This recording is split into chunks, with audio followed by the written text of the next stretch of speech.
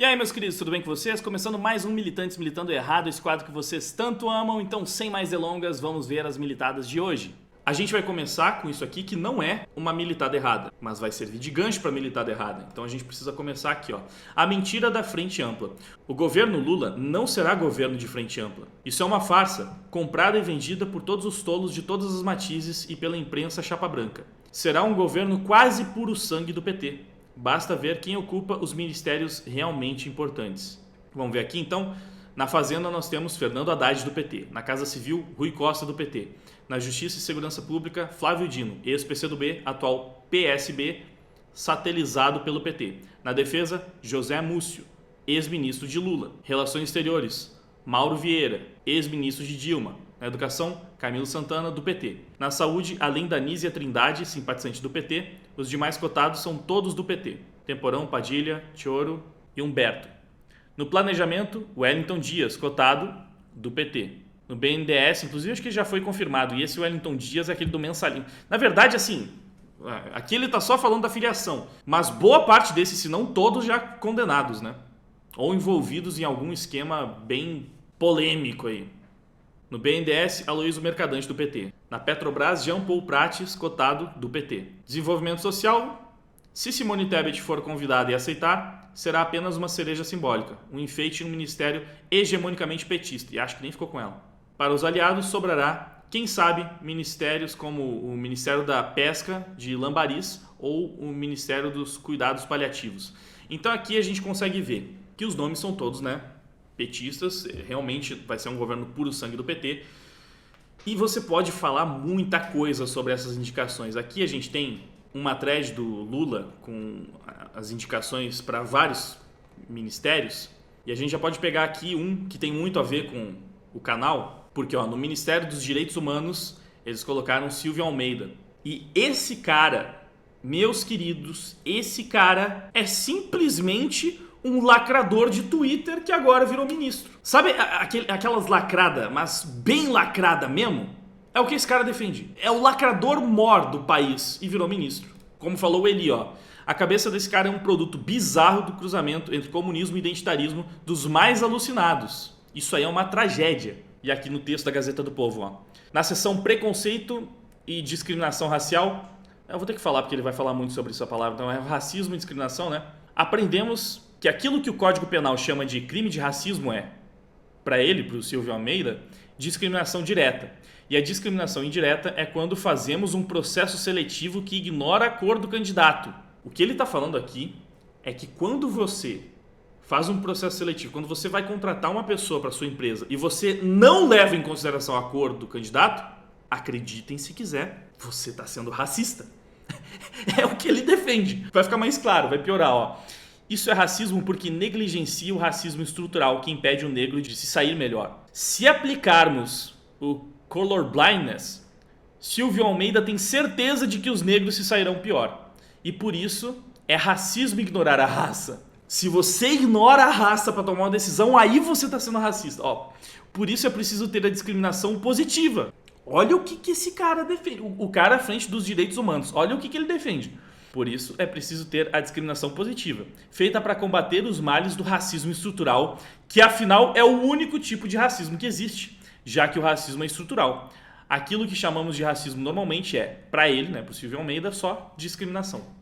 Ou seja, no fim, todo mundo é racista, sobretudo quando não pensa em raça e tem a obrigação de ficar discriminando racialmente o tempo inteiro, porque raça não existe e é socialmente construída. Faz sentido? Não faz. Tem todo um texto aí da Gazeta do Povo mostrando muitas das bizarrices ideológicas que esse maluco defende.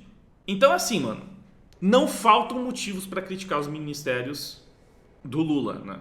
Os ministros que ele escolheu para ficar à frente desses ministérios. Fora os que ele criou. É uma loucura. É tipo assim, um monte de bandido, vários condenados, no mínimo assim, envolvimento com algum escândalo pesado, tudo petista, safado. Aí você tem uns que são muito loucos no socialismo, no marxismo, no comunismo até. E tem os lacrador maluco, identitário pra caramba, que estão lá pra lacrar. Exatamente isso. É uma completa aberração. Eu fui vendo a thread e assim, você não consegue dizer qual é o pior. É difícil dizer, porque é um nome pior que o outro. Tem o cara do mensalinho. Eles falaram tanto, né? Não, porque os disparos de WhatsApp que foram orquestrados, não sei o quê. Um dos caras que ele colocou ali pra ficar à frente de um dos ministérios é um que foi pego no esquema de mensalinho, onde ele realmente estava comprando os influenciadores com dinheiro público pra fazer propaganda política pra ele, como se não fosse propaganda política. Bizarro, né? O tal do Wellington Dias. Então, é o que não poderia se esperar diferente do PT. Mas, qual é a crítica que a nossa grande mídia, né, que a nossa estrela imprensa fez às indicações do Lula? Com vocês, Miriam Leitão. Errou o presidente Lula ao começar com 5 homens. Péssimo. O que ela achou ruim é que os primeiros indicados foram homens. Começou indicando homem. Errou. Péssimo. Péssimo. Aqui está a militada errada. Se você estava procurando, se você estava se perguntando quando que ela ia aparecer, tá aqui. Olha que irônico. A gente tem um comentário do Nando Moura e do Nicolas na sequência aqui embaixo, respondendo ela. O Nando falando, a preocupação é se tem ou não bigolim. Olha, parabéns. E o Nicolas mandou fazer o L. Isso aqui não é bem uma militada errada, mas é um fenômeno curioso, que eu acho que vale a pena a gente compartilhar. Para perceber mais uma diferença entre o comportamento dos homens e das mulheres, né? A diferença. Tudo começa com esse tweet aqui. O MC Tiquinho falou: mulher cavalga por 58 segundos e já começa a reclamar do joelho doendo. Aí, algumas mulheres até foram ali e fizeram uma brincadeirinha, como essa daqui, que repercutiu bastante. Pegou 11 mil RTs. Ela fez a brincadeira clássica. Essa brincadeira, muita gente tem feito, essas piadocas aí, né? Geralmente você vê os homens fazendo essa piada. Tipo, o quê? 2 minutos é podcast. Não. Passou de 2 minutos já é longa-metragem. E aí ela brincou aqui, ó, 58 segundos, o que é isso? Uma máquina? Só que foi interessante ver a diferença, né, do comportamento.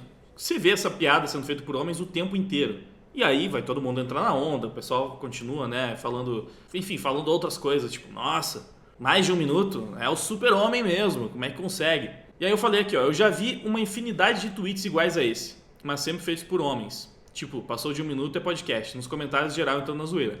Aqui até tem umas minas que zoam, mas tá cheio de mulher metendo, nossa, eu fico bem mais que isso. O senso de humor feminino, né? Eu achei curioso em um primeiro momento, pois é normal ver as minas zoando os homens quando elas falam de sexo, né? Tipo, sei lá, você vê as comediantes femininas, é basicamente sobre isso o show dela, né? É falar sobre a sua vida sexual e sacanear homem. Então foi uma das primeiras vezes que eu vi esse tipo de piada autodepreciativa vindo delas. Mas é lógico que várias garotas tiveram que transformar isso em uma competição. Tipo, pelo amor de Deus, vocês são fracas, eu sou uma máquina de sexo, eu transo pra caramba mesmo, ninguém me segura. E aqui, alguns exemplos de garotas respondendo ali ao comentário, a piadoca da primeira menina. Que isso, 58 segundos é pouco. A minha amiga pediu pra avisar se quem passa disso é considerado o quê? Ai meu Deus, eu consigo ficar mais que 58 segundos, hein? O que uma pessoa assim é considerada? Tipo, foi ali biscoitado no meio da piada da mina. Só os preguiçosos online, eu nem canso. Mas em manter a coordenação motora por tanto tempo, eu fico 1 hora de boa, dependendo do cavalo e da sela. Mas depois fico todo assado. É isso, mano. Começaram a usar a oportunidade ali da piada pra falar, tipo, não, vocês são fracas, vocês são preguiçosas, não, eu meto muito mais, consigo ficar muito mais tempo que isso.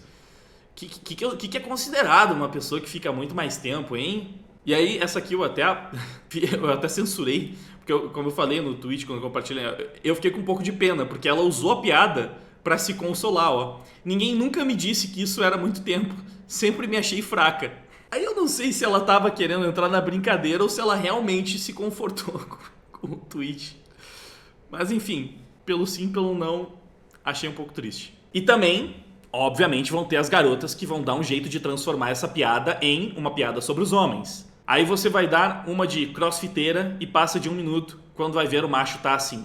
Que isso, mulher se zoando? Não, vamos inverter a zoeira, vamos zoar os homens. Ana Castela me prometeu que eles não aguentam nem 8 segundos. Pois é, aguentou muito e foi simpática. E essa aqui eu printei na verdade por causa do nome, ó. Seu nome é Madara mesmo? Cara, tem uma mina chamada Madara no meio dessa treta. Aleatório, né? E como era de se esperar, mesmo na thread, né, o foco da piada sendo a garota que foi lá e se sacaneou, era mais fácil você encontrar nos comentários ali os homens também entrando pra tirar uma onda com eles mesmos. Tipo, no papai e mamãe é 2 minutos. Se a mina faz 50 segundos de cardio em mim, eu vou pro hospital. E aqui, como vocês podem ver, um monte de cara. Com 30 segundos eu já tô no banho. Doideira isso aí. E quem é o cara que aguentou ficar 58 segundos com ela? A verdadeira lenda. Passou de 10 segundos é podcast. Nem touro mecânico consegue esse tempo. Quebra a engrenagem. É a diferença, né, mano? É a diferença. A mulher vai lá fazer uma piada, vai se sacanear, começa a competição feminina e as mulheres usando aquele momento pra tipo, não, você é fraca, eu fico muito mais que isso. Os moleques vão lá, entram na onda e começam a fazer piadas com o próprio desempenho. Falar o quê, né? Um socialista foi no podcast do Vilela e soltou a pérola. Vamos ver a militada errada aqui. Cara, você vai fazer o quê? Você é um Estado revolucionário.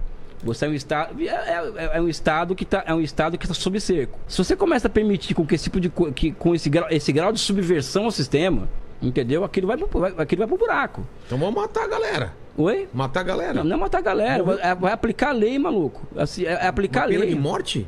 É pena de morte. Mas você é a favor da pena de morte? Do socialismo, sim. Por que essa diferença? No socialismo. Socialismo para não... Porque no capitalismo que morre é pobre com a pena de morte. E pobre não morreu também no socialismo? Não, muito pelo contrário. Os caras que eram mortos não eram pobres? Olha, se todo mundo é pobre. Não. Quem morreu é pobre. Tudo bem, mas eram pobres, né, a serviço de uma potência estrangeira. Então aí é justificado? Eu acho que sim. Cara... Isso aqui é bizarro, tá? Isso aqui é bizarro. Cara, tem muito socialista, comunista, marxista que fala abertamente. Não, eu sou a favor da pena de morte na revolução. Os fins justificam os meios. Pro revolucionário, o fim justifica o meio. Tem vários. E eu não tô falando de, sabe, molequinho do Twitter. Tô falando de grandes influenciadores, cara com canal grande, que fala essas merdas assim, como se não fosse nada. E aí, você tem vários influenciadores. Tem cara, um desses arrombado, vai falar... da entrevista na Globo News. Na Globo News, eles chamam lá um comunista declarado, marxista, sei lá, que fala que ele é a favor de violência, do uso da violência, da morte na revolução, sim, tem que matar mesmo. Quem vai contra a revolução tem que morrer. E vai lá na Globo News falar como se fosse um intelectual, qualquer coisa do tipo, vai dar entrevista, palestra em faculdade. Você tem esse tipo de coisa aos montes, com muitos seguidores, muitas pessoas acompanhando essas pessoas. Mas isso aqui não é um problema. Isso aqui não é uma ameaça comunista que existe no país. Isso aqui não é um apito de cachorro, tá? Isso não é um apito de cachorro. Isso não é... O que você tá querendo falar? Vai falar que o comunismo é igual ao nazismo, igual, sei lá, qualquer coisa do tipo. Isso aqui tem nada demais. Isso aqui não representa uma ameaça pro país. Isso aqui é suave. Esse monte de gente intelectual, às vezes esses caras são professor de faculdade falando essas merda. Isso aqui não tem nada de errado. Comunismo, socialismo, esquerda não é problemática, não é violenta, não é perigosa, não é autoritária, não. Agora... aparece um cara bebendo um copo de leite nazista, ameaça nazista. O país está correndo um sério risco de ser tomados pelos neonazis. Meu Deus do céu, é o maior problema da nação. Precisamos combater esses caras. Do nada aparece o desenho do... né? Eu tento evitar essas palavras, né? Mas enfim, aparece uma suástica desenhada ao contrário, tudo errado na parede de um lugar, ninguém sabe quem fez. Pô, certamente só aparece em época de eleição também, né? Vivemos num risco iminente. O bigodismo alemão é o maior problema que deve ser combatido. Apito de cachorro, tudo quanto é sinal. Olha só, eles estão mandando sinais, Os comunistas, os socialistas, os marxistas, esses arrombados, eles não estão mandando apito de cachorro. Eles falam, tem que matar, eu quero que morra. Não, vai morrer. Quem for contra a revolução tem que morrer. E eu sou a favor disso. Eles estão falando num podcast, cara, no canal deles, nos perfis deles. Vão lá pra Globo News da entrevista. Mano, pô, isso aí não é um problema de verdade, pô. Isso aí não é nada. Não, você vai querer colocar o socialismo e o comunismo no mesmo pote do bigodismo alemão? Olha o que esse cara tá falando aqui, cara. Tem umas coisas que elas são tão absurdas que eu não entendo como é que elas podem acontecer e assim, tipo, as pessoas olharem pra isso e tipo, não, pô, é normal.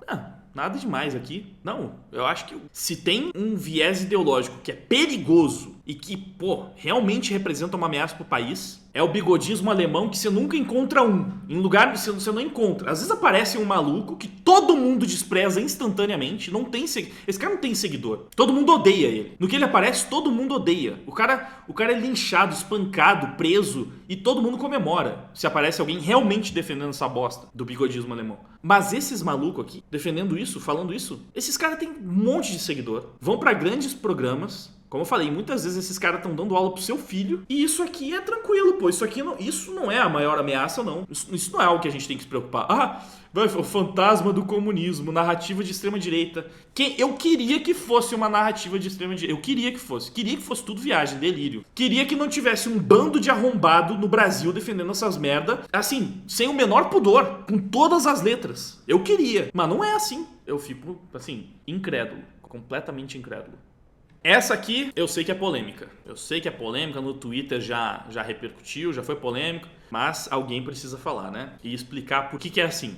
Aqui a gente tem Talô, que é uma cidade fictícia da Marvel, baseada na cultura asiática. Todo mundo de Talô é o quê? Asiático. São todos asiáticos. Todo mundo dentro da cultura que o reino fictício simula, né? Ao reino que ela é análogo. Wakanda é a mesma coisa, né? É uma cidade, um país, na verdade, um país fictício da África. Então, em Wakanda, todo mundo é africano. Reconhece como africanos, né, no caso. E Asgard? Asgard é um reino fictício da mitologia nórdica. Mitologia dos países do norte da Europa. O norte da Europa, tá? É a mitologia do pessoal do norte da Europa. Asgard, os vikings, são deuses vikings. É uma cultura viking, uma cultura nórdica baseada na mitologia nórdica. E assim são os nórdicos nesse reino fictício da Marvel. Isso aqui é a visualização do fenômeno, tá? Mas eu vou ler pra vocês uma pequena discussão, entre aspas, que eu tive com uma pessoa que foi questionar sobre isso aqui. Porque lá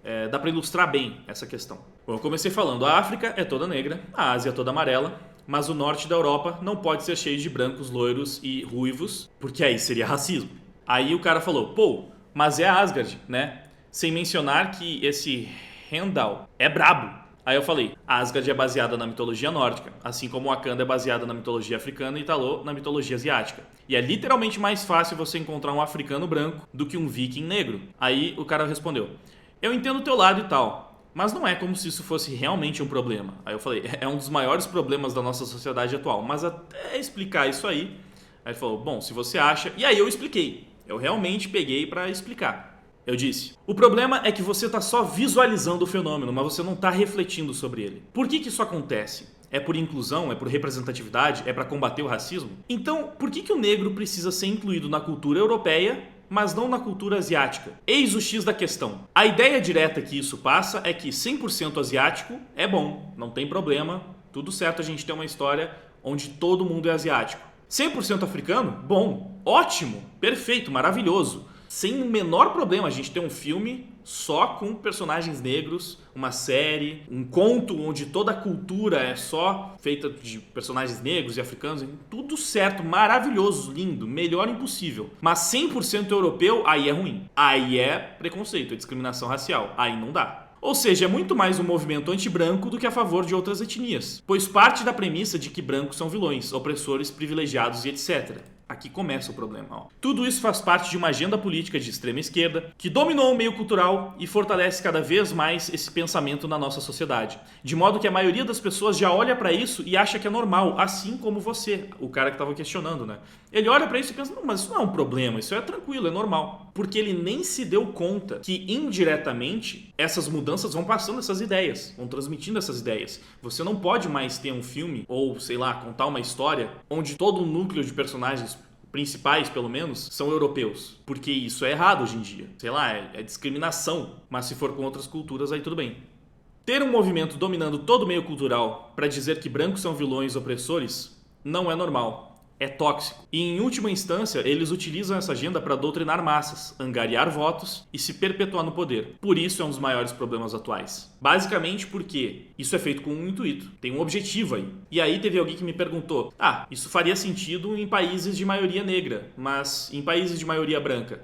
Cara, não é só o movimento negro, você tem o feminismo. Praticamente todas as nações têm mais mulheres do que homens, então eles estão usando isso para conseguir poder. E não dá para negar a própria realidade. Você percebe que foi um movimento efetivo da esquerda. Olha o domínio da esquerda no Ocidente, onde isso foi implementado. A esquerda está dominando o Ocidente. Eles estão vencendo eleição após eleição. E a principal agenda deles para isso é o identitarismo, o progressismo. Isso aqui é uma ferramenta de controle de poder. é uma ferramenta para se manter hegemônico no poder, poderosíssima. Você olha para a realidade ao seu redor e simplesmente constata que no Ocidente, onde o identitarismo é muito forte, a esquerda está dominando tudo. Então, assim, é difícil questionar que uma das principais motivações do identitarismo é angariar poder político e que está dando resultado. E sempre tem também esse pseudo-argumento, né? Sempre tem alguém para utilizar isso. Asgard tem até criaturas mitológicas e não pode ter um negro? Aí eu simplesmente respondi, ó, Talô tem até Pokémon e não pode ter um branco europeu de olhos azuis? Aí falou, concordo.